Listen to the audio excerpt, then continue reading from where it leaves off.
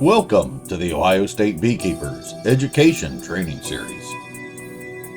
So tonight, what we're going to cover is just graphics. So some of the subtitles, technical challenges, knowing your format, the types of formats, the types of graphics, online converters and things you can do, manipulate with the web, the software, and then the outreach, what you're going to do with this stuff when you're done. So let's just cover the first. Software. There is anything from Corel to Adobe to Canva, free stuff, tons of different stuff. Find something that is the entry level that you like, something that you can use, and it's not going to hurt your pocketbook unless you have money to burn. The hardware, there's tons of different stuff. And this is all depends. Nobody's got not too many people have a studio computer. So when people have collector's cars at $40,000, I have a computer studio that's about 40,000 plus. We have our laptops, we have our iPads, mobile devices. A PC and a laptop are probably going to do you the best for the software and for the things you want to manipulate. But when you're out taking photos, and I'll show you all this stuff in a step-by-step, a lot of the things you use on your cell phone, when you're taking a picture, you're doing it in the vertical. Start taking some pictures in the vertical and then flip it to the horizontal, because depending on your format, later down the line when you use this, you don't want to have to crop that in or blow it up so much that the DPI, you lose in the DPI. And we've all seen stuff on the internet or other places that the dots per inch or on screens is so hazy and so broken up that you can't see it. The skill set of this is just practice, practice, practice, and have somebody you can mentor with. I'm more than willing to work with any of you. And then just to turn around and make a flyer up, make some headings up in Facebook, make a JPEG, make a bitmap, and you use these things. And then your own setups, and let's just switch over to this screen here. Each setup is your own designation of how you want to set things up. For me, my computer consists, and nobody's computer probably has these same icons. Once you get good at artwork, now I can start being creative and start making things I want. I even have, this thing's got 30 some odd hard drives in it. I even have a hard drive for just OSBA. I have one for my camera. I'm a very, very avid digital camera person. I have one for photography. If you have things broke down, now I can access these things when I need to. And I have one just for graphics. My graphics, and on this, I was going to turn on the overhead camera. If you hold control and you roll your mouse on your windows, I can blow these things up or shrink them down so people can see them. And also, my eyesight's not getting any better than anybody else's. So now I can go through here and go, okay, I want to make one up tonight about George Mendel, made the first smoker. And I can turn on and use digital cameras. I want to use, you'll see things in here about bees. All these different formats, you start your own collection of your own stuff. A lot of this stuff you can take on Google, and I'll show you how to snatch that out off Google. Just make sure it's not a copyrighted artwork or somebody's logo. As you download these, some of these are in PNG, and we'll talk about more formats in a little bit. I have things on for Christmas that I do for different flyers. Thanksgiving. Some of these things are double because I use them in different formats. So some of them are shrunken down, some of them are huge. Honeybee. So as you go through here, I started my own collection of things that I use. So my most use is over here. Same thing. You hold control on the keyboard. I can scroll this in. Things for coffee break. Our club, we have a coffee break. So I can take this, instantly drag it right into Facebook and make a post of, hey, we're going to meet at such and such for coffee break. Get involved today. A lot of these things you'll see or have seen on OSBA live on the air and things like that. 6x4 artwork is most of the things that you're going to use. If you make a format up 6 inches by 4 inches, that's most of what's acceptable across the entire, all of them. You can use it in Facebook. You can use it on the web. You can use it for any type of posting. And then it's a good size that you can shrink up and or shrink up into a PDF if you're going to do a handout, or shrink it down as long as the writing, like in this, you wouldn't be able to see the writing so much because you shrunk it down so much. But if I'm just going to do a logo, I can blow that up and shrink it down to a little bit back and forth, and we'll learn more about that. So a lot of the things I use for OSBA, my own local club, Northwest Ohio, or if people ask me, like Jim too, he was on the live, Christmas time. So a lot of these things I keep in a background so I can use them later on if I need to. Excuse me. So I have a repository of all these files. Christmas cards. So OSBA had out a thing of Christmas cards. Everywhere you go, start taking photos of everything you can. Some things you'll see in the vertical, so that's only going to fit so much format. A lot, but take that same photo, just take your phone, flip it sideways, or your camera, and then use it in horizontal. Everything on PCs, laptops, iPads, most digital devices is all in the horizontal. So 1920 by 1080 p is most screens, and you'll get into that. And then on electrical devices like your cell phones and smartphones, everything's in the vertical. So if you take double pictures of things, you'll have a thing ready to go no matter what kind of position you're in. You can get into animation. Backgrounds, you can go on the internet and just type in computer background resolution, and we'll do it together. And you can just go in there and take any type of background. Most of them are all free. If it's a paid, there's tons of paid or free sites that you don't have to. So you can go in there and type in honeybees background, or type in the word screensaver, and you'll get all these different things. Wine glasses. I used to do a thing for Stony Ridge Winery. So you can use all these little backgrounds. Again, as I collect them, I put them in my repository. So if I want to make something up, I can just click it and start building that background. Beekeeping, I notice all my beekeeping stuff.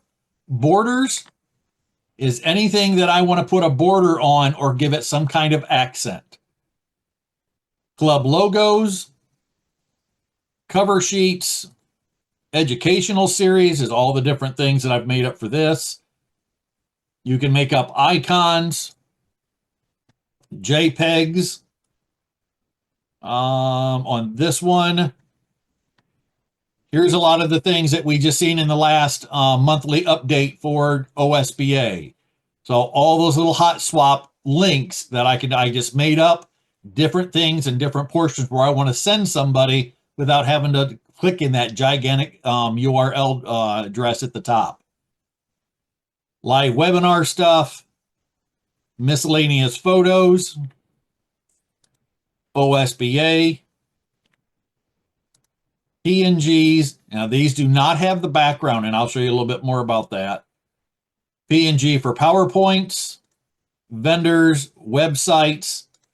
So as you start to build this up, and it's about bees or your church newsletter or things like that, you can easily go back and just build yourself. All this is one folder, graphics.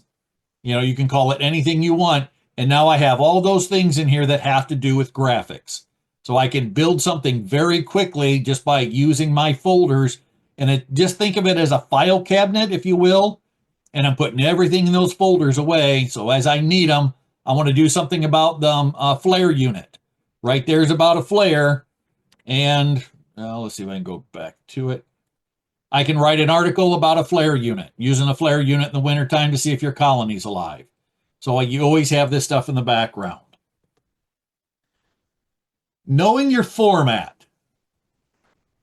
I want you to think of this before you even start creating things. What am I going to use this for? Am I going to use it for a printed ad? Am I going to use this for the website? One second here. I apologize. Am I going to use this for a printed? So when you start doing printed formats, there's CMYK. Those are 4 colors that make up that banner or that ad. And when you really start doing this, if you're going to if you're going to take it up and have it printed, ask the printer, are you using CMYK or RBG? CMYK is 4 color combinations: cyan, magenta, yellow, and K for cayenne, and that gives up black. RBG is what most printers or bubble printers in your households or businesses, and some will even have both. So at the top, printed ad, if you're going to do it in the newspaper, it's always CMYK, unless it's a smaller company.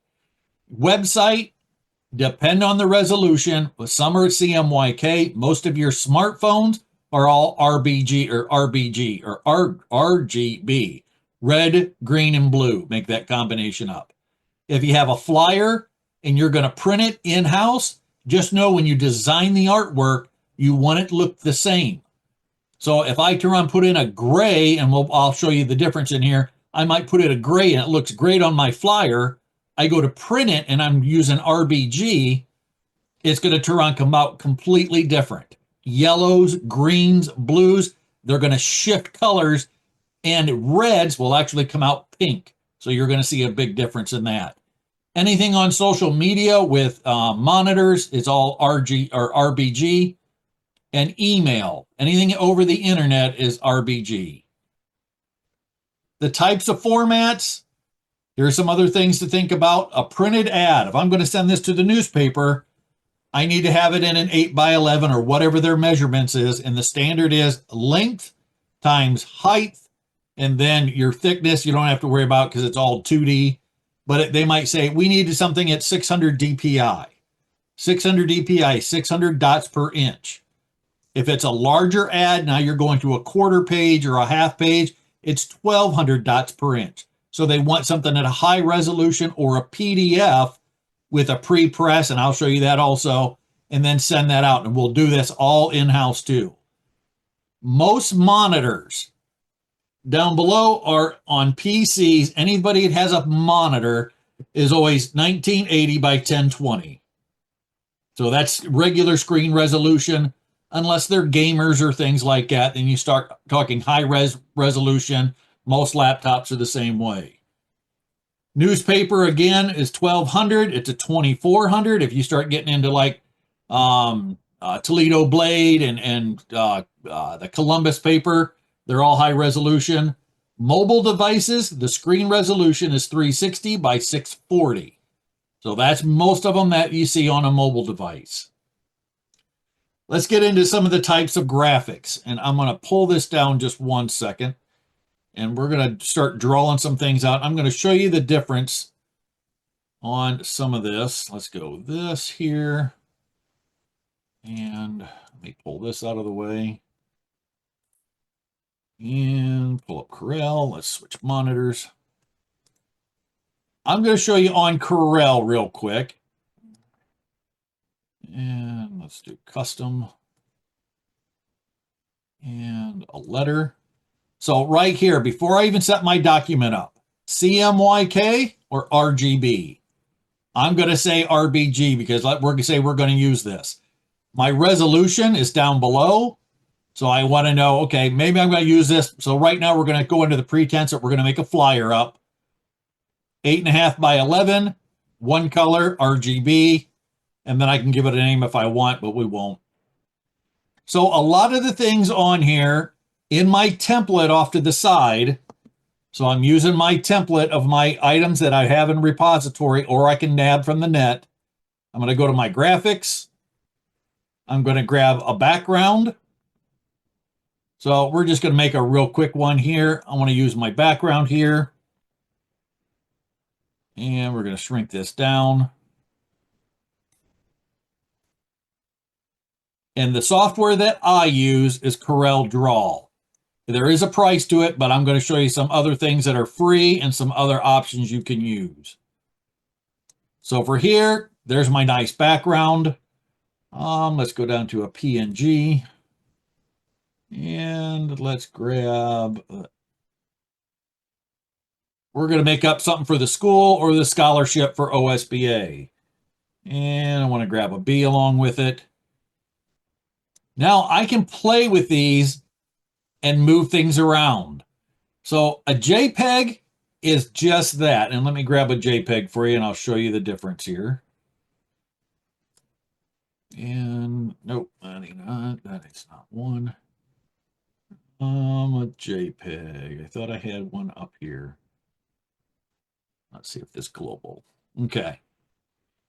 So we've all seen this in a PowerPoint and things like that. A JPEG is the dimensions of the outside. So it's 24 by 24 or more. That's 24 by 24 DPI or dots per inch. And some things we've seen before, you'll see things like that. And then the lines start getting hazy because you can't stretch it out enough to cover. So you've seen photos that are fuzzy or things like that. So a JPEG is the same dimensions no matter what. So you've seen where people have had a background. Here's the artwork. Well, how do I take that off? It's called a PNG. So it's a transparent background like this. It still has the dimensions. So if I go to wireframe on here, here shows the dimensions, but now I have a clear background. So I can take this and put it into a PowerPoint. I can make the bee buzz or move around in the PowerPoint, and it looks a little bit more professional. But if I'm going to use and make a newsletter up where it has white, now that looks awesome. So it depends on your format. You can go in here, and I'm just going to put PowerPoint presentation. So when you set up your PowerPoint, you always want something eye-pleasing, something in the background, always a dark offset with a light. So that looks good, but it still blends in a little bit. Now I can go over here, put a shadow or a contour with it. Yes.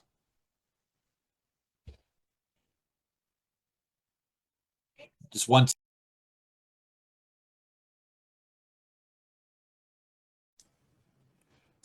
So now it looks a lot nicer. It pops out at you. I can change the color of it and do things. So we have JPEGs, just like that. Always have a white background or some sort of background. It could also be a photo, is a JPEG. So now you have a JPEG the same way. If you're putting in a photo and you want to use that entire thing, that's fine. You can also convert photos or JPEGs into bitmaps. And I'll show you that in just a minute. So depending on what you want to use, that's some of the times you'll see in a newsletter or you'll see things that have a white back and you're like, why is that different than this? This is a bitmap or PNG. This is a photo, which 90% of phones kick out as a JPEG. We also have TIFFs. TIFF is the extension on the rear end, and that's very high resolution. That's some kind. I used to own a print shop, a vinyl graphics shop for about 15 years. So when you wanted real big banners or they're printing out the kind of street banners or stuff for windows, it's in a TIFF, very large size. And then that's why most phones and other things go with the other. BMP is bitmap, and you'll see that a lot with software little icons. Let me see if I can find a bitmap real quick. ATX. There's a bitmap. And you'll notice the resolution is already fuzzy. I can't change things. This was really the original kind of artwork for the internet, and you actually had to size that. So I could have to go in and say, okay, I want 50 dots per inch or I want 100 dots per inch, and I had to have 500 dots per inch. And some people that are old school on this, you'll remember that you had to have 10 different revisions of that same artwork, and it depended where you were going to put it at. Vector art is in Corel and Adobe. This is vector art. So if I take out the JPEG and I take out this and I take out that, if you notice on this, and let me go here, if I blow this up, see how that actually, you can still see the resolution on it. That's a BMP, or excuse me, a PNG. Same way with this, you'll see that fuzziness. But as I build this into vector art, I can take and blow this up. Right now it's 8.5 by 6.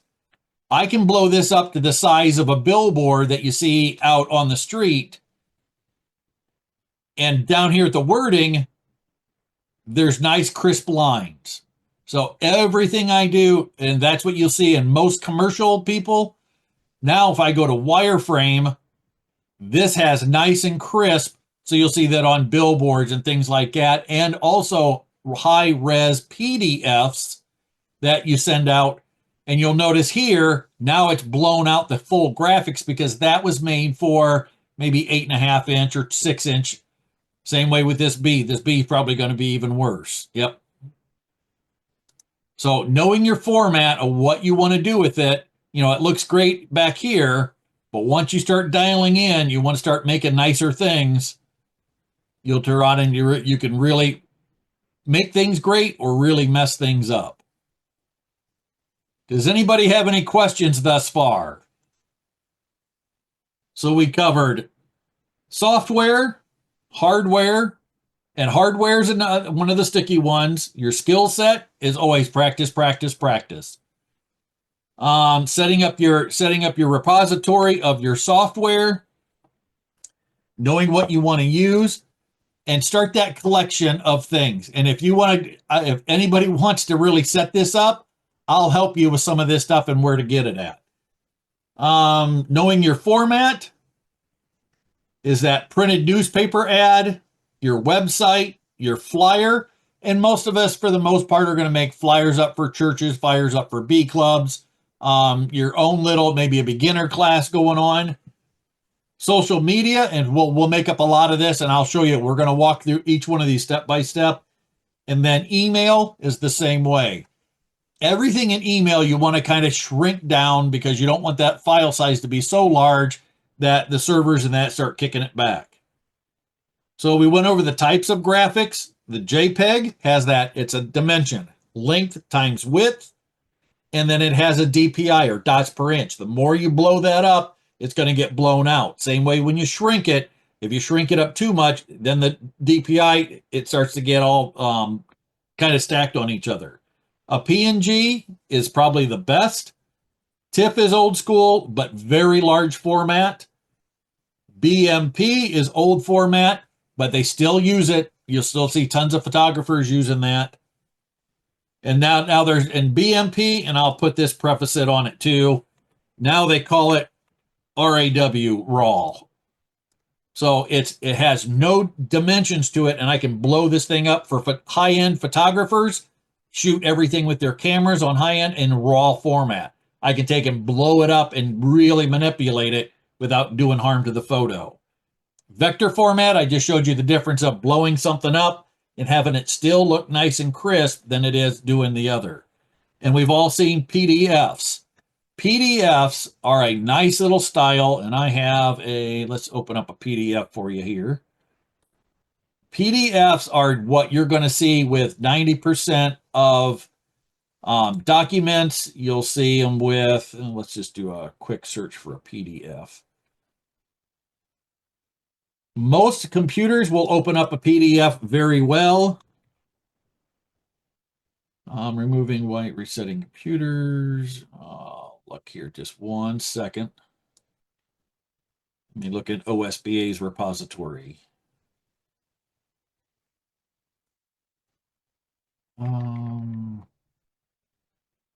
PDF. All right, here's a PDF.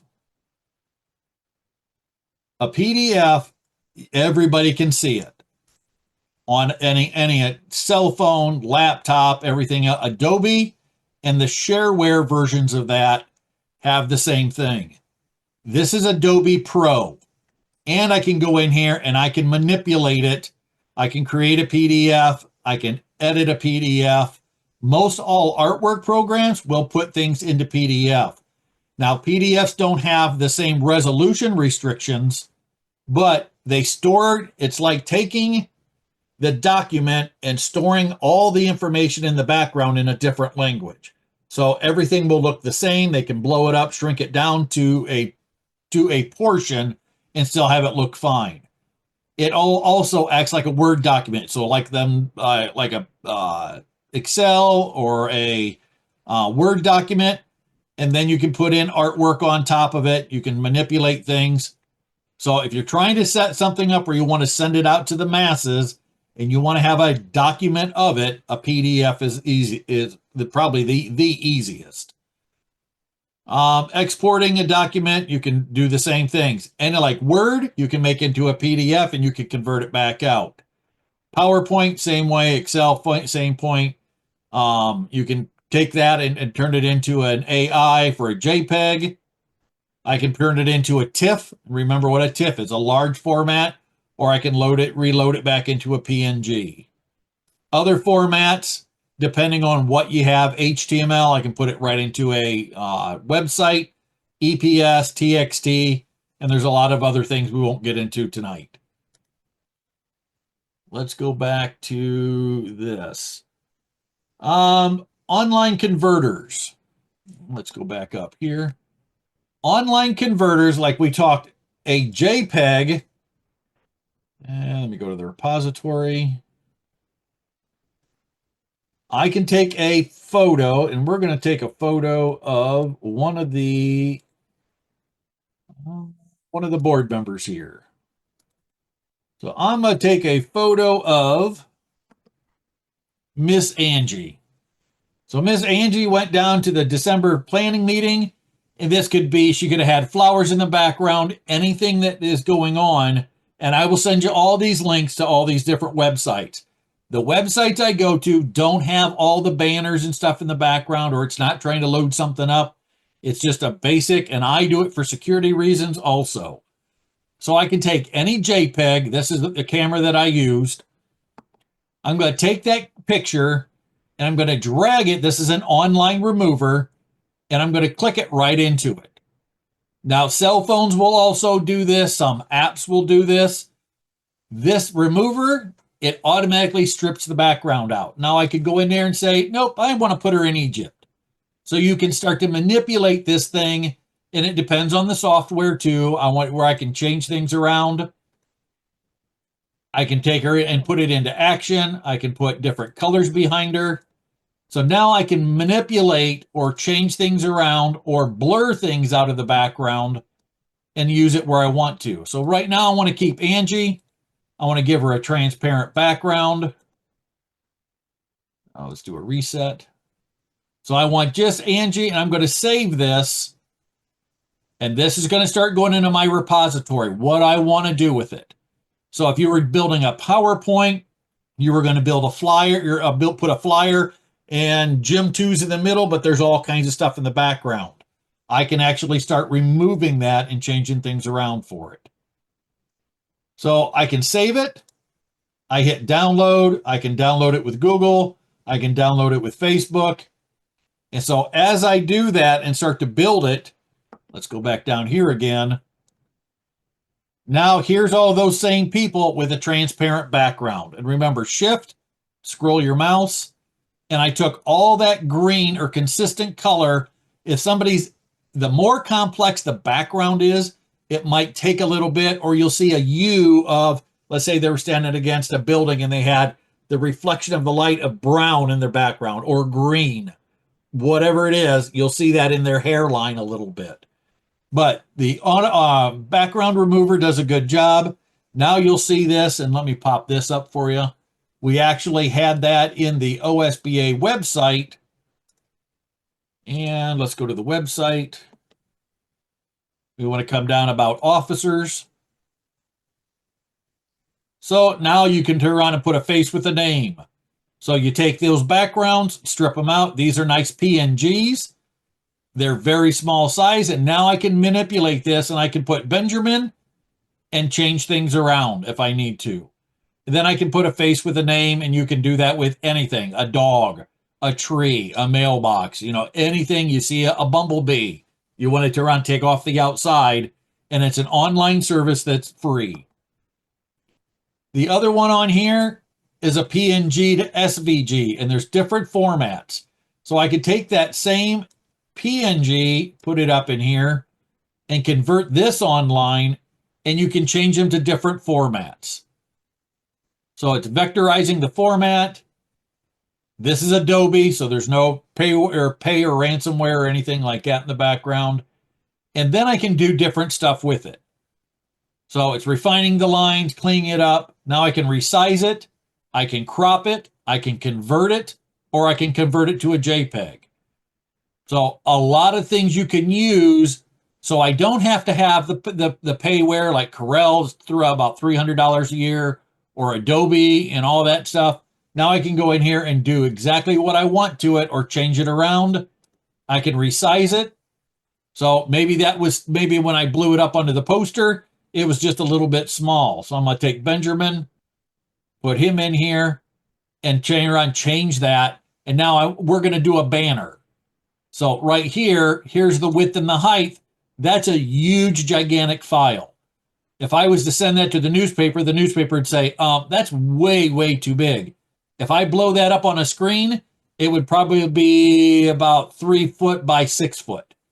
So I can go in here and proportionally, if you lock it, I can say, no, I want Benjamin by 250, and it's automatically going to change the other side of it. And now I can download it and use it on the internet. If I wanted to blow this up, I'm going to put him on a flyer. 500 dots per inch would be really good. The original file size was 3.4 megabytes. Now I compress that down to 86 kilobytes. It takes 1,000 kilobytes to equal 1 megabyte. So you can see how much it transformed him down. Still left it nice and clean. Removed the background, or I can crop it. Now I want to crop that. So let's go back to Benjamin. And you see around the backside that there was tons of white space around Benjamin. Now I can take this and go, well, I don't want all this excess white stuff. I'm going to turn around and take this in the background, clean it up. And now I just want a picture of Benjamin. And then I can download it right there. It pops up my computer. I can rename this file, so I'm going to put Benjamin smaller. Save it to my desktop, and then just like everything else. Now I can blur it, I can brand it, I can put media with it, I can use text with it, and put smiling Benjamin. I can put elements behind it. So there's tons of online services that are free. I can put effects with it, adjustments, animation, and a lot of the things you can do for free and change this artwork the way you want. Let's go down now to, so we showed you the online converters. I will send this PDF. I'll make it into a PDF and I'll drop it in here right before we leave today. So Adobe, nice, and you can do everything with it. The remove the background is everything to do with that background. So anything you want to change in there. And if I took Angela and put her in Egypt, you can change those things and move things around as you need to. So if you had, and for us beekeepers, I have a picture of a smoker, but I just want the smoker. Take a picture of it horizontal or vertical, horizontal. What do I need it in, and what do I want? Do I want some smoke with it? Put it in my background remover, strip the background out, and then I can use it for another purpose. Let's get into some software. So I'll go over these and then we'll do them one at a time. Corel has a Corel suite. So you're actually using Corel Draw, Corel Paint, Corel Fonts. So we see all those different font styles, and there's a big suite that has all that stuff tied together. Same way with Adobe products. Adobe Illustrator, Adobe Paint, Adobe Fonts, which they have their own font system, and then about 6 or other things with that. The free one that everybody should start with at least, and kind of understand that if you don't have a lot and you just want to play around and make some graphics up, is Canva, and we'll also cover that. There's some plugins for your mobile devices. If you're kind of techie, you can get them on your mobile where you take a picture of somebody and you want to make it grayscale. Or do you want to put sepia behind it where it really exaggerates the color into it? And then you can do all kinds of things. So mobile apps I won't cover because there are so many of them. And as soon as I learn one, all of a sudden my granddaughter, which the younger generation have it better, take a picture on Facebook, and you can actually take the face and stretch it out to look like a clown and do different things like that. The Google Suites, if you have a Gmail account, I will show you an absolute free product that you can build all this stuff for nothing. There's one called Open Office, and this has the same things. Microsoft has the kind of the copyright on Excel, Word, and PowerPoint. Google has their own, but it's just a little bit different. Open Office has all that same software, but it's free, but it operates a little bit differently. And then I'm going to cover the last one is TechSoup. They have for nonprofit organizations, you can actually get in there and get a lot of this stuff, software, artwork programs, and things like that at a very, very discounted price. So let's go ahead and cover these.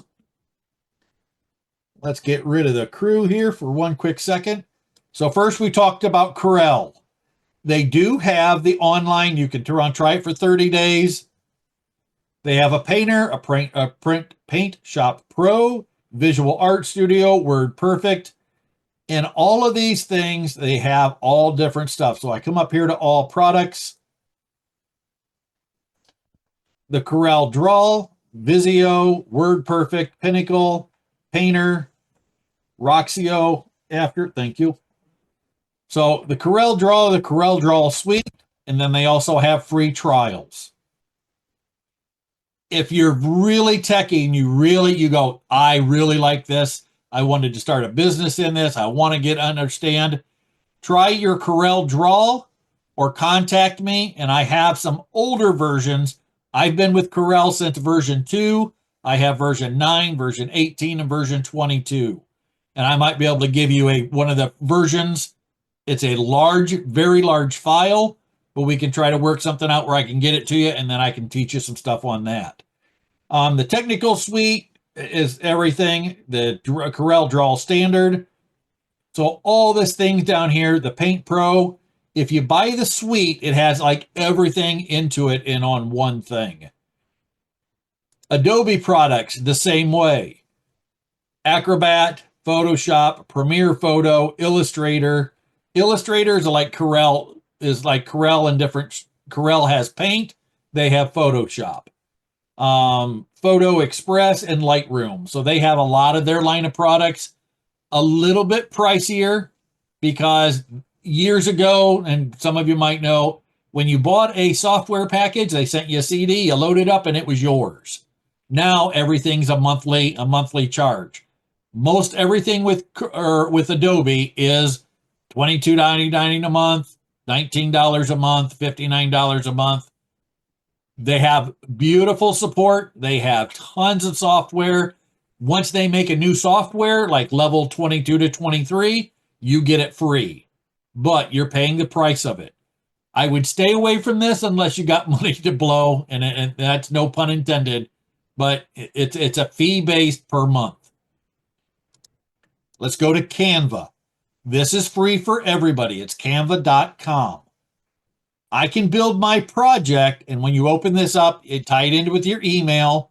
If you don't like getting tons of extra junk in your email, create a new email, a Gmail account that you're just going to use to filter that kind of stuff out. So for Angie, my teacher, she can say manly1@gmail.com, and then all that junk mail that can go there, but she can use these services without having to get all that other junk. I'm going to make a document, or a whiteboard, or a presentation, social media. They have their own thing, but they're taking all the technicality out of it and they're making it into a push button. So let's create some, just a social media presentation. I can go down here and tons of things coming soon. It automatically resizes it for you, lets you do it, put some animation with it. I can download it, public view. I can change things around on it. I can change the position of it. And when you click, all these other things pop up on the side, elements. Now I can turn on and add in here a globe. And without having to learn all the things of Corel, now I can say, you know what? I just want to use this. I'm just making up some small flyers. I just want to change some things around. I want to put some other text with it.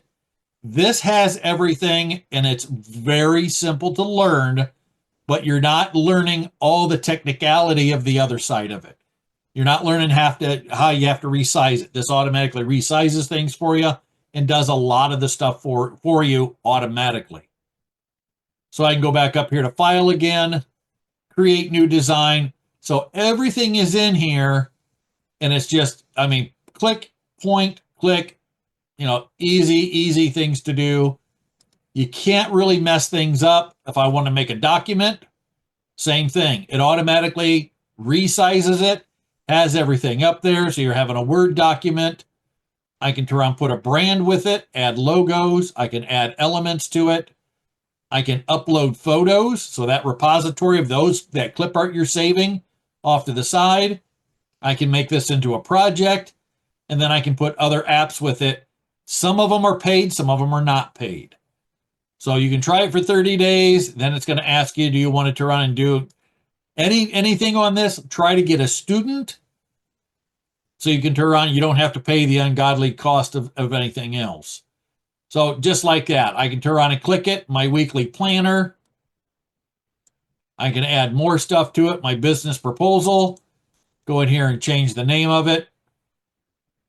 And everything right there, all I had to do was double click. I can go in here and put in here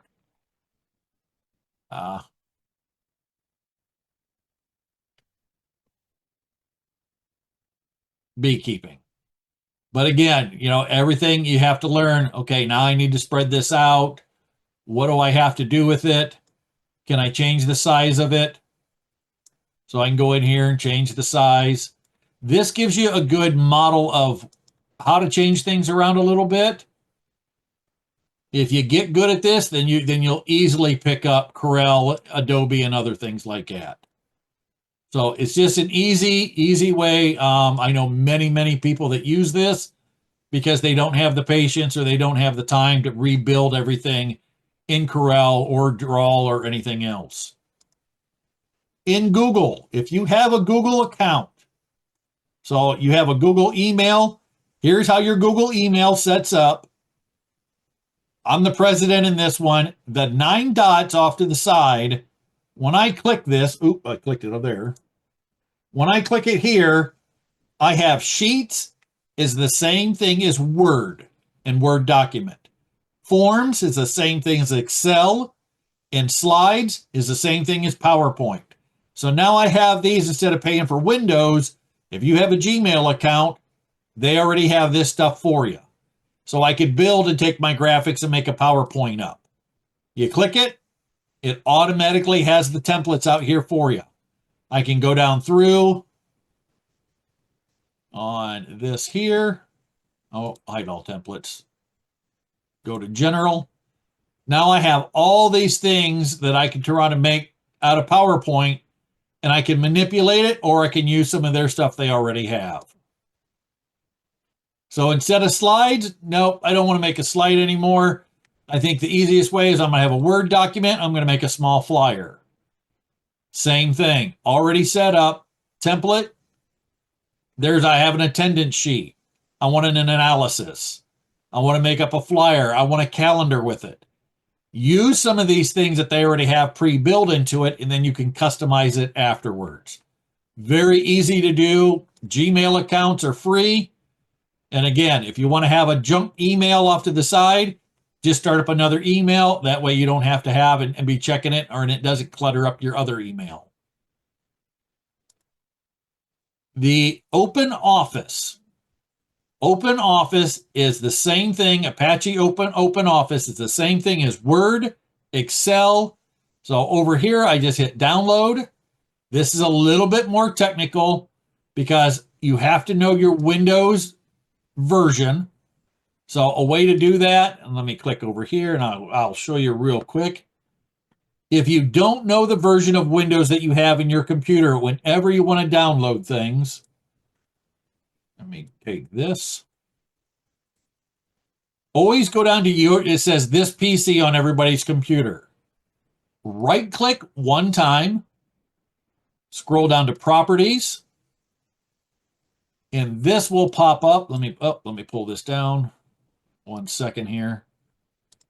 Properties. So this popped up properties, and this tells me a little bit about my computer.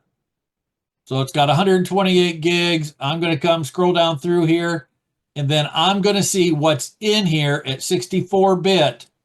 So I know that I can't download something that's at 32-bit. So it's just a right click. So go to this computer, right click once, down to properties, and it pops right up and tells you about your computer if you ever need it. Same way with the edition, Windows 10. So those are the two things you're going to need. So if you want to download this, I'm going to come over here. For me, it's 64-bit. Windows. They don't have the 64-bit. All right, they don't have 64-bit yet. So English, the revision of it, full installation, excuse me. So this opens up. Let me get down to here. Open. So Open Office, and I have it in here. Open Office has base, calculator, it's just like Excel. Draw is just like the paint program. Impress is kind of a little bit of a version of between Excel and Word. Math is your Excel, if you will. Writer is your Word. So it's got its own thing. This is a free program. It's made by content of programmers, and they put it together for free. It does change things a little different. Let's just open up the Writer. And I'll show you. It looks somewhat like Michelle. It's made by Apache. Let's take this and drop it down. So at the top has the same kind of thing. New, open, Excel, or import, export, print. So it has the same kind of tables, but the icons are a little bit different. So if you're used to one style and you want something for free, and you got a brand new computer and you want to try some software for free, Open Office is a good part. It does everything that the other one does, except these options are in different formats or different layouts. Go back to this real quick. And I talked about TechSoup. TechSoup is a company. It's an overall company that they talk to Microsoft Word. They talk to Adobe, HP. All these companies say, hey, we want to give these nonprofits a chance to turn on and get into our software, but do it at a very discounted price, like Zoom. If I was to turn on and get a Zoom Pro license, it's about $200 a year. I can get Zoom for $25 a year as a nonprofit. Adobe is about $26.99 for the software that OSBA uses a month. I just bought it for $18 a year. Same way with Microsoft, Intuit, DocuSign. So all these companies, and they only offer the license for different things at different times. So let's just check out Adobe and see what they have. So Adobe right now, I can get the Creative Cloud for individuals. I can get the premium plan, Adobe Acrobat or Acrobat Pro for 1 year. That license is gone. So sometimes this is something to check at least every other week. So if your club or your organization is a nonprofit and you want to get these licenses, you have to turn on and apply, and then you can turn on and get this software. The admin fee is $30, and then that is $30 a year, or sometimes it's the life of the product. Some of them have dates on them. This one, Acrobat for 2020. And let's just click into it and let's just see what it says. Always click into these and read exactly what's going on with them. This product is only available until May 30th, 2025. So for $65, you get the full version of Acrobat Pro for Windows. But that's one license, one computer. So if you're the secretary or the treasurer and you're going to use this document or use this software for documents, that's just one computer. Some of them have networking with it. Some of them do not. We covered all of that. Outreach. So now you have a printed flyer you want to make in-house. Do you want to send it out to a company? Do you want to make handouts of it? Just kind of get these things kind of aligned up. So what you want to do with it right now. Do you want to put it on Facebook and social media? Do you want to make links with it? Put photos with it, websites, etc. Same way with email. So let's do some of these things real quick tonight, and we'll show you a step by step. Anybody have any questions thus far? How to put things together? How to change things? And you're welcome to unmute. Question: when you're layering things, is the last thing you put on covering the things below it? Is there any way to get things down below moved up higher so they don't get covered up? Very good question. If you're using vector format or different software, I basically, when I teach this, I teach people layers of a cake. So the first thing I put on here was the background.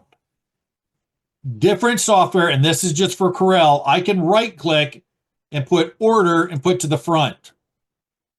And then I go, uh-oh, I don't have this. I can hold control, page up and down, and I can manipulate this as I need to.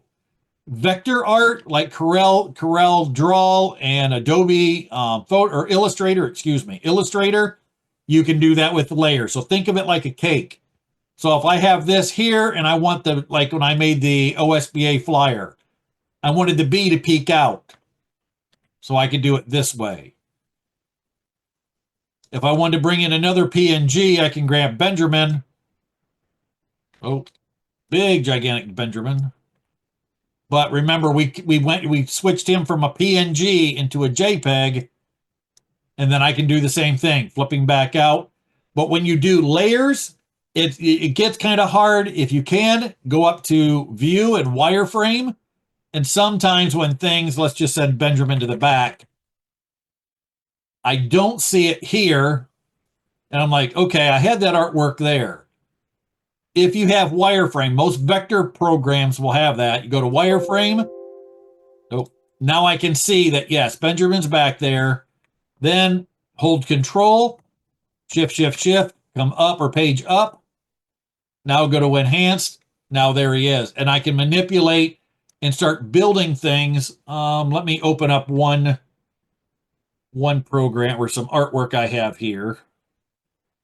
Let me pull this off to the side.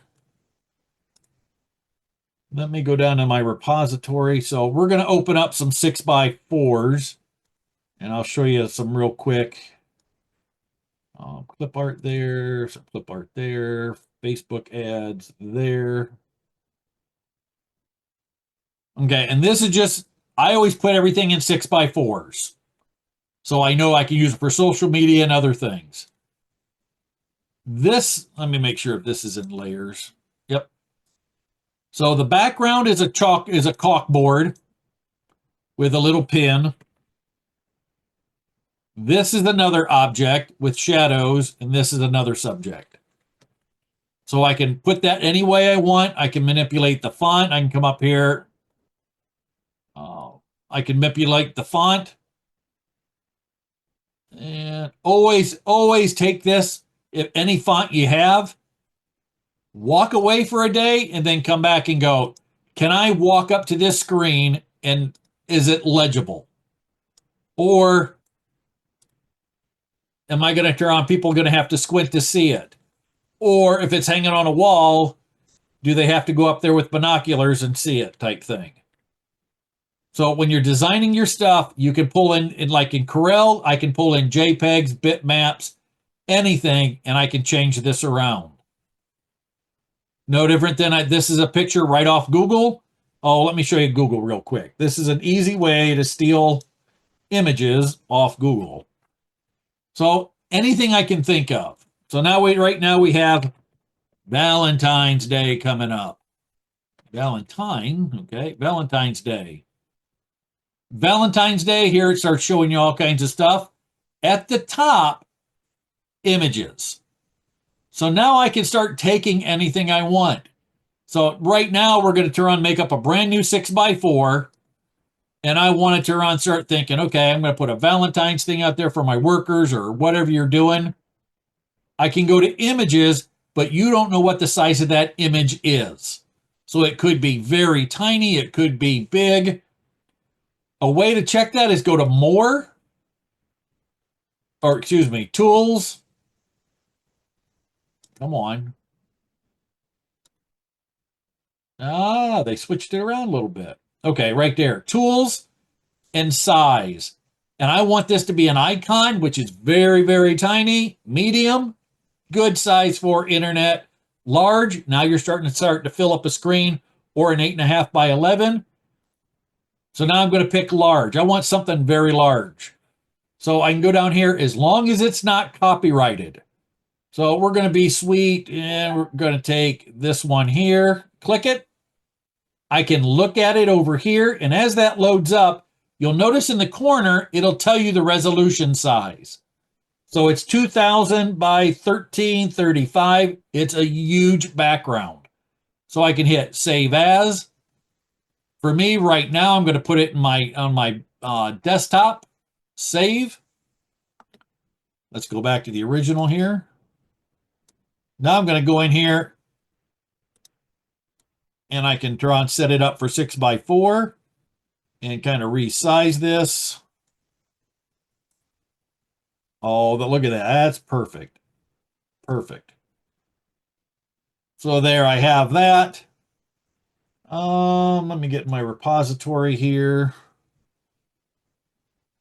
And let's go graphics,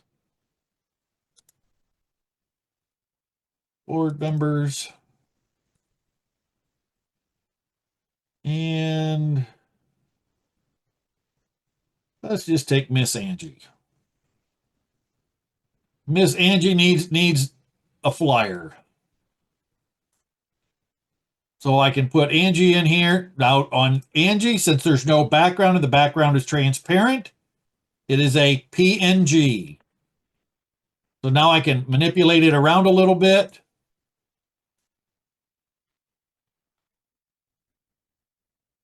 Put in some wording. And different tools with different software have different effects. So I can put that in here, give it some letters, give it some color, and I can play this around as much as I want. Remember Benjamin, it was a JPEG. When I pull him in, remember he was huge size, so there's Benjamin. I could shrink this down.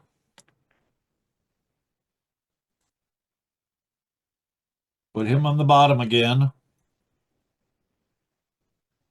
But notice the difference. JPEG, bitmap. So we'll take Benjamin out of that for right now. In this, I can turn on and change. With Corel, I can change the style. I can, let's not hit distort envelope.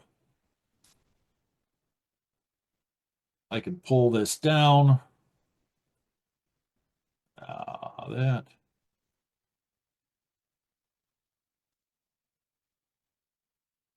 And that just as easy as you can do it.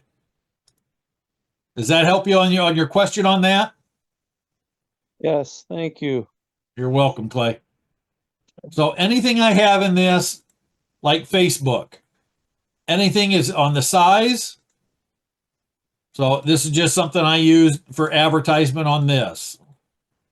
Let's go to another one. Oh, that's the one we played with. That's the other one, 6x4 ads, that. Let me go back to 6x4 a second. Roundtable, top banners. There's some top banners. Corel. Registration open. So just some simple things I made for OSBA. Honeycomb background. And then you can bleach it out. You can do different things with it. Put in the words, manipulated it just like I did for Angie. Put the arch in it. Put the logo in it. Signs. And I can turn on, look at this. And here's all the effects to it. So I can, just like the bee we were talking about, On layers, I just took the bee and made it so it's crawling up on the page. You can do this by 9.5 by 11. You can change it any which way you want. When you use paint, when you use paint, which most programs are, I can go in here now and say, okay, now I want 32-bit RGB or 32-bit RGB. I want an 8.5 by 10 or 8.5 by 11. Now here's my file. Now we're not talking layers at this point. Now I'm going to draw just like I'm drawing. But my flyer is going to be white. So now I'm going to put in there with Benjamin. Now this is a different software. It doesn't have layers as it does just, put Benjamin back in there.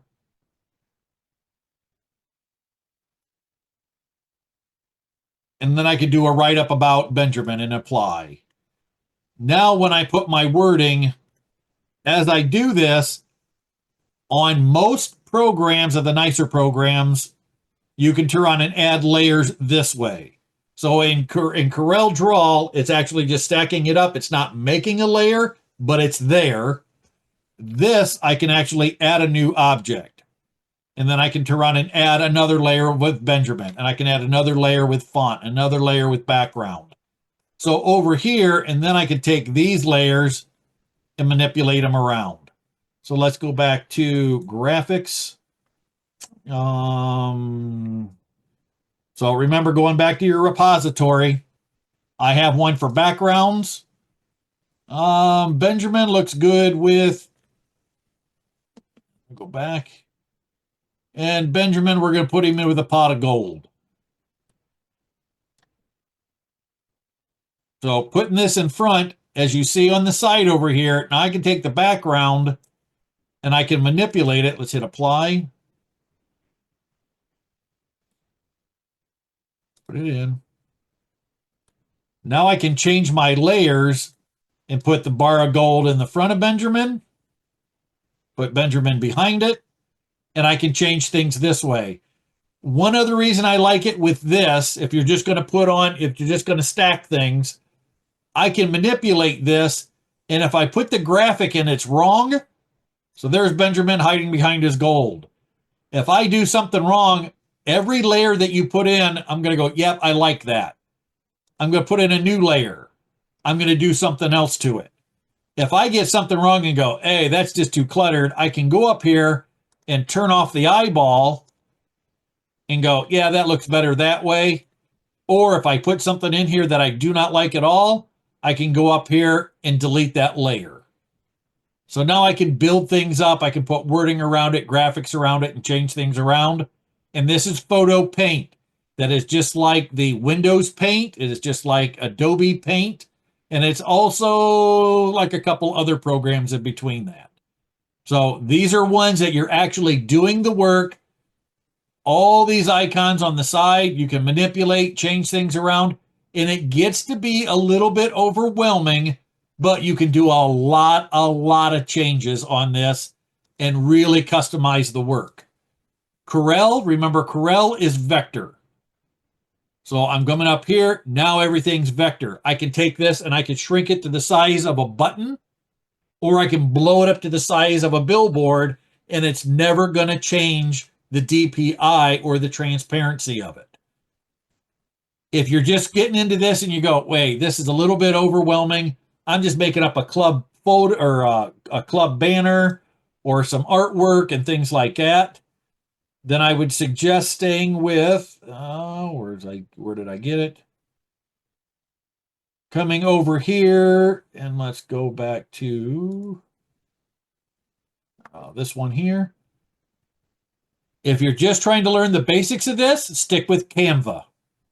And this is doing all this manipulation for you without you having to learn all these different steps. So now I can change, see, I can change it here, but I can't change a lot of other stuff in the background. So it's kind of doing the same thing with layering, but it's doing the automated steps, as where with the other software, I can change those steps for it. Does that make sense to everybody? Okay, I haven't heard yes or no, but hopefully that makes some sense. So Canva, the beginner level. You're making some you're making some flyers, you're making some business cards, you're making anything you want. This is doing all the elements and stuff. Notice there's only a few buttons here, as it is in Corel Paint or Draw. I have all of these options plus all of these options, all of these options, and it gets to be a little bit overwhelming, but you can do a lot more things with it. The reason I got into this years and years ago is I had a sign shop, and the race car drivers would come to me, and people come with shirts, and they'd go, my guy that does my shirts, my logo looks like this, and the guy that does my my other stuff looks different. How can I get it all to be the same? When Corel really come out with this, now I can take that, I can make it into a button on it for his shirt. I can do an iron-on the chest. I can blow it up the size of a billboard, or I can cut it into graphics and put it on his car. Or I can blow it up on a printed, I can do it on the side of a semi and never lose any DPI or anything like that. Anybody have questions on this? Yeah, Jamie, can you go over when you search the images on Google? Yes. I kind of missed, you hit the one button to get the tools. Yep. All right, we'll go right back to that. Let me go. I get so many things going at once. All right, let's just do a new one. Angie, pick a subject. Well, do the Valentine. You did the Valentine's. Okay. Yeah. Valentine's Day. Up at the top, this images, you'll see images. Sometimes it'll say shopping first, videos first, but look for images. And here's where before I even do this, okay, I want it on a business card. Tools, and I could come over here and say, hey, I want something medium size. I don't need it to be gigantic to fit on this little business card. Or I'm going to make a flyer up. Sometimes in the background, you can come in here and put Valentine's Day PNG. Now it's going to give you Valentine's thing that have the transparency background that are all ready to go. All you have to do is click on it. It gives you the size. You'll see this little checkerboard. That means it's transparent or a PNG. I can right click on it, save as, Valentine's Day decoration PNG. I can rename that if I want. I save it to my desktop. And I can go in here and kind of do your own little shopping, if you will. All I suggest is please kind of watch with copyrighted material. I can put in a JPG. Now I can go ahead and go, I like this. Well, it's got get images. So you don't have to go all the way into their website and have to pay them. Now I can nab it right from the outside. Save image as. And always check this extension down below and make sure it's what you want. Sometimes they'll show a PNG, but it's an SVG or it's something else when you download it. So always kind of watch for that. Okay. Mr. Clay, what do you got? You use the save as. How come when I use a copy, I just want to copy and post it in there, it doesn't work? I've got to do it save as and then go back and then move it from the save as. What happened with that years ago? You used to be able to go down and hit copy image. And then when you went back to your artwork program, and I noticed this probably 5-6 years ago, if I hit paste, sometimes this will come in and be right. Sometimes it'll come in and it'll look like Japanese writing all the way across its programmer language. And what happened years ago, that's what the oncome of SVG, JPG with the extension on it. Now they know people are nabbing stuff. Now they want you to get to the pay site to pay for the clip art. So if you hit save as, so just like we did on this, that was copy. Here's the same one, and you'll see the resolution's not too far off. for something that's small. But it's different compared to what I did with copy. This is save as. And then when I did the other one with a PNG, no, PNG is going to be huge right now. And then I just resize it down. Notice my PNG has no background, and it's maybe something better that I want to be able to manipulate. Some of these, when there's images, you can right click on it and go in there and airbrush that out and change other things around. So when you're nabbing it off the internet, and be creative when you're asking this. I can say, I want a candy Valentine with hearts. Be descriptive if you want. You want a white background, black background, whatever you want. And then if you don't go, I don't like that, try a PNG. Or come up here, JPG. And if you like this and you go, hey, well, I'm looking for something to be really big. I hit large. Well, that's not what I want. Look for the word screensaver.jpg. Now this is going to take that file, but it's going to blow it up into 12, 13 megabytes sometimes. And now I put screensaver, Valentine PNG or JPG. Now these files, if you click on it, you'll notice these files are going to be astronaut. Oh, that one's not too bad. 736 by 552. Click on that one. That's really crisp. That's 1900. Well, that's 1920 by 1080. So that's the full monitor on a regular PC. So I could go ahead. The one you just did before this one, could you go back to that one, please? Yep, up here. Yep. So that's copyrighted, right? It's on Pinterest, but it's not copyrighted. So if you see copywriting logos, I would not take that. Okay, because of Walt Disney. If you were doing something for a wedding or something, closed, yeah, you could take that and make something up with it. But I would not put that and put it into, let's say you were having something, you were sending it out and put it on public or social media. You might get a strike on social media, or they'll close your page down for stuff like that. But it's the lower left corner. It says images may be subject to copyright. Yep. Learn more. Yep. Is that where you click it to see if it actually is copyrighted? Yep.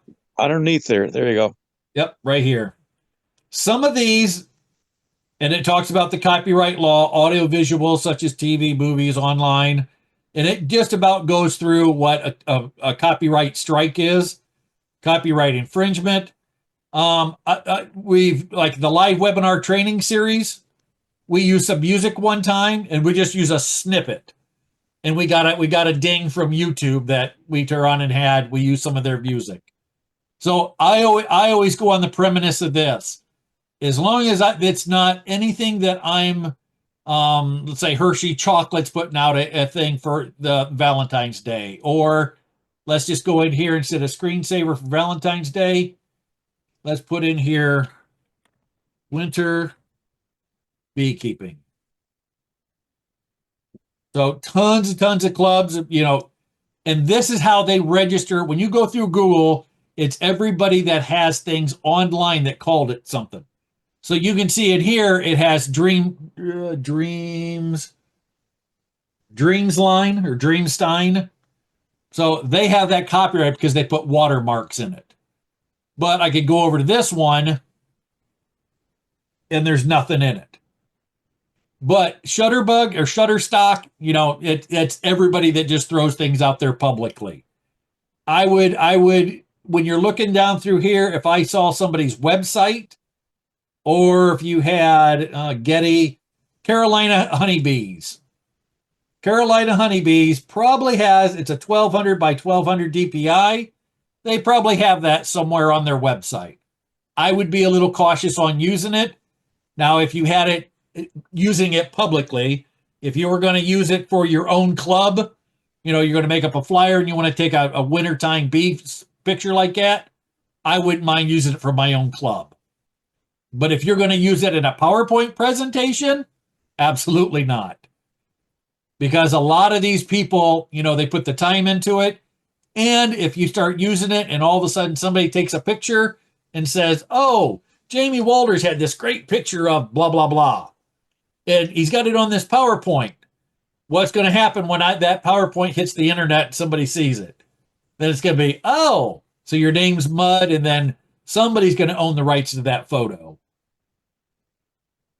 So anything like this, and that's why I say, if you can do your own camera work, photos, horizontal, vertical, and when you take in groups or anything that might move, take 3 of them, boom, boom, boom, right in a row. Then flip it horizontal, take the same thing, because it depends on your format that you're going to use it in. So like this, let's open up Facebook real quick, and I'll show you some stuff on this. So let's say I'm going to make up a club thing. I got our club page. Let's go down to Ohio State Beekeepers. Everything in Ohio State, most everything is horizontal. Facebook knows that everybody also has cell phones. So you'll see most everything that's horizontal. 6" by 4" is kind of the standard, and it'll automatically crop up around it. So when you see things like this, here's one that's vertical. So instead of them doing it, they just turn around, crop the sides out, stretch the sides with that same color. Now you have that beige color. Most everything that we have is... Oh, that was the video. I think everything, yeah, you've seen the Thanksgiving. Yeah, so here's some things that, it'll stretch it out because it was too small. This one was that perfect size, so it just took the plane, covered it in the back, and stretched it automatic. And then you'll notice that with the internet itself.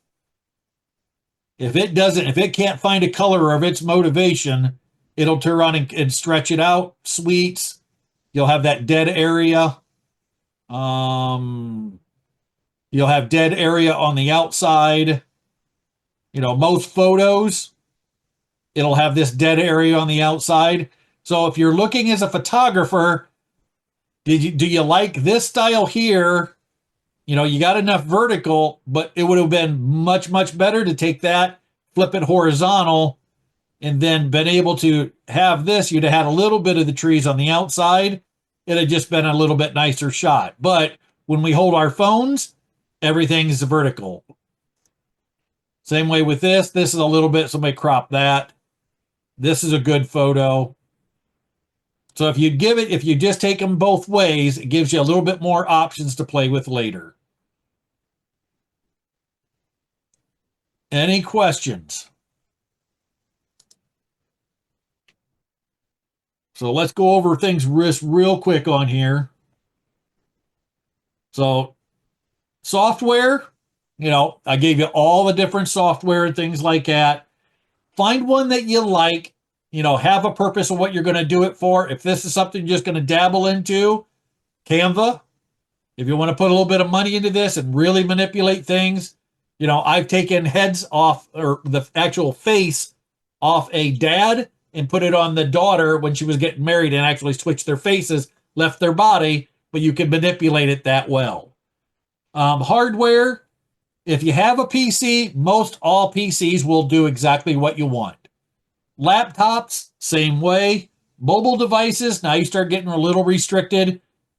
Tablets and things like that, they have some software with them, but not the paid version. They usually have plugins. iPads, some iPads are very good at doing graphics. Your skill set is just practice. Practice. If you really want to start getting into things, then we talk about the color wheel. Yellow accents like baby blue, and we can have a class later on with that, or maybe we could have a part 2 to this and actually start talking about CMYK and RBG and what colors and what layouts look good together. Your own setup, start creating, unless you really want to get good with Google, go in there and steal a bunch of backgrounds and then start putting artwork with it and start changing. Okay, I got a picture of so-and-so. I'm going to remove the background and I want to do this, this, and this. Or if you want to at your own club, raise your hand and say, hey, I want to make the club flyer up for next month or something, and start getting used to this so you can kind of play with it and then do something really neat with it. Know your format, what's your end product and what do you need to get to that end product? Are you going to print it in-house? You're going to use it on a website, a flyer, social media, an email, the types of formats, and we went over all that. Anything the basics on your PC to electrical device, mobile phones are 360 by 480, so you don't have to have, I don't want that background that's 1200 DPI to go into a mobile phone. Plus the file size is going to be so large, it's going to take a long time to get loaded. But it would look really nice in a newspaper ad or on a PC screen and things like that. We went over the types of graphics. JPEG has that solid background no matter what it is. Even if there's nothing in it, it's going to have white, black, or some kind of color. But I showed you the software that you can manipulate that. PNGs have transparent. TIFFs are huge. Same way with BMP. That's kind of the raw, or that it's nowadays. Vector format has lines, so it's scalable. PDFs are that combination of about everything together, and it's the nicest format that's kind of compatible with all devices right now. Online converters, everything that's in that.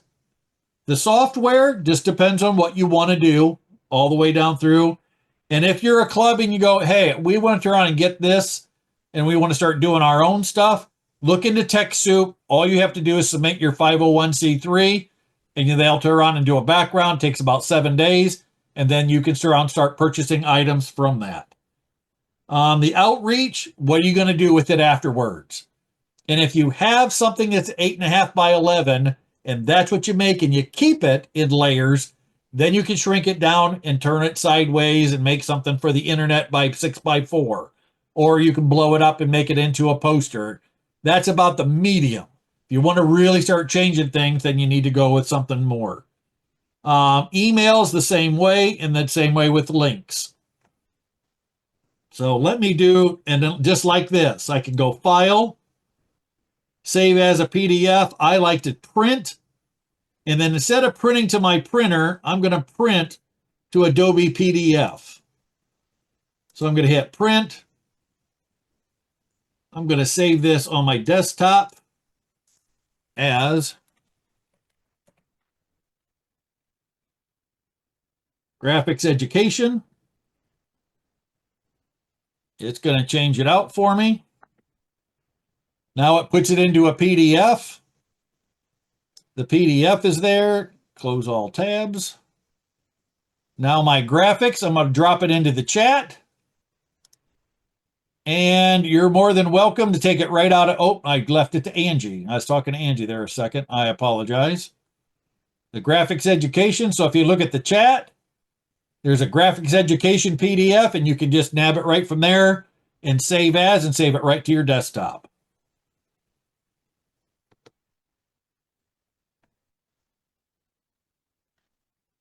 If you have any questions about this or want to kind of run down the rabbit hole a little bit deeper, shoot me a text or an email at president@ohiostatebeekeepers.org, and maybe we'll have a part 2 to this, or I can actually, you tell me the software you're using, and I can help you kind of break things down and set things up. For a business card, flyer, business flyer, you're going to do it for a club handout, you're going to do it for a club meeting, or for social media. This is all I used to do for about 14 hours a day when I had a sign shop. So I'm very familiar with it. I use it all the time. Almost everything you see in OSBA. BSBA is my local club, the Pollinator Sanctuary. I used to do it for Master Gardeners and a lot of other stuff. And thank you for attending, Angie. I greatly appreciate it. Thank you. This is really informative. I liked it. If we can teach some other clubs, I got one made up for Zoom, Survey Monkey, Facebook. We're going to have a class on that. Corel Draw. This one, we went through tonight. YouTube. If we can go through this and teach some other people how to do things. Yeah, or people in our own clubs, Yep. People in our own clubs. This way, it's like the technology one. We had one last year. Oh, no, 2 years ago, excuse me. That we just showed people how to run and set up a Zoom so they could set it up for their own clubs. And it was pre-COVID. Right when COVID hit in February, March of 19. Roger and I did a whole thing on technology, on setting up laptops and setting stuff up so they could have Zoom meetings. And honestly, the clubs that really kind of embraced that at the beginning are the ones now that usually are the ones that didn't have a real drip or a real drop in population as far as membership. Quick question. Do we Yes, have to sir. re-register for every Saturday, or now that we register for this Saturday, are we good for the other Saturdays? I'm going to say right now you got to register, but I'll see if I can slip something in the background and then have it in there where it'll automatically alert you and automatically have a link so you can turn on and click the same link and go through it. Thank you very, very much. You're welcome. That was going to be my question, but thank you. Thank you, Joseph. Thank you, Jamie. Did everybody at least learn something? Oh, yeah. All right. A lot. And if you need any help, I'm more than willing to help anybody. Okey-doke. All right, everybody. This in closing, I Good greatly night. appreciate everybody attending.